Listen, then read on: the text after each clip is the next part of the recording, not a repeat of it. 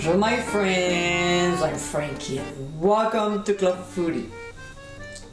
If you ask kids what their favorite meal of the day is, the answer would probably be breakfast. And seriously, who doesn't like it? With cereals, fruits, bread, smoothies, nuts, eggs, dairy products, and so on. No wonder breakfast is so enjoyable. Here's another fun morning food that you can actually make from scratch. In today's episode, I'll show you how to make my Pop-Tarts. The beauty of making them is you can use whichever filling you want. Also, there are no preservatives, and you can have the little ones help you making them. Now, that's fun. So my friends, let's get cooking. We'll start by making the filling. Today, I'm using my strawberry jam with orange zest, but other times, I might use my triple berry or my raspberry jam. So try to do the same by experimenting with other flavors. To this, we'll add the cornstarch mixture, which will help thicken the filling. We'll stir, set the heat to medium-high, and bring it to a boil. Then reduce heat to medium-low and simmer for 2 minutes. We'll remove from the heat and let the mixture cool off while we cut the dough. I cut mine so I can make 5 Pop-Tarts of 5.5 by 3.5 inches, but you can always make yours smaller. Next, we'll make an egg wash, which is an egg with milk, and beat until well blended. As you are seeing here, I place my dough on a baking sheet lined with a silicone mat, but if you don't have one, use parchment paper. So we'll liberally brush the egg wash over the dough, making sure to coat the entire surface before scooping up the jam mixture.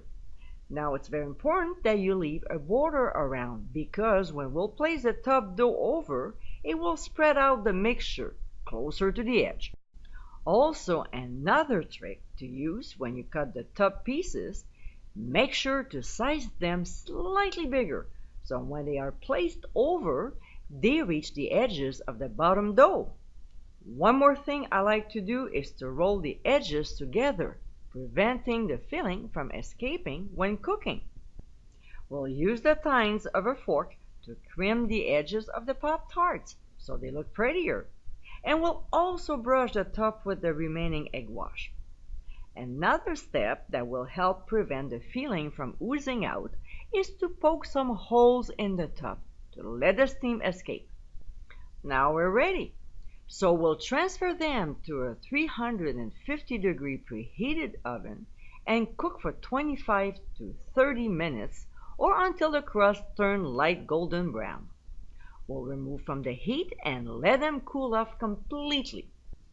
Now, if you decide to add icing, here's what we'll do. In a medium bowl, we'll combine confectioner's sugar, milk, pure vanilla extract, and a little lemon juice. We'll stir the ingredients until well mixed.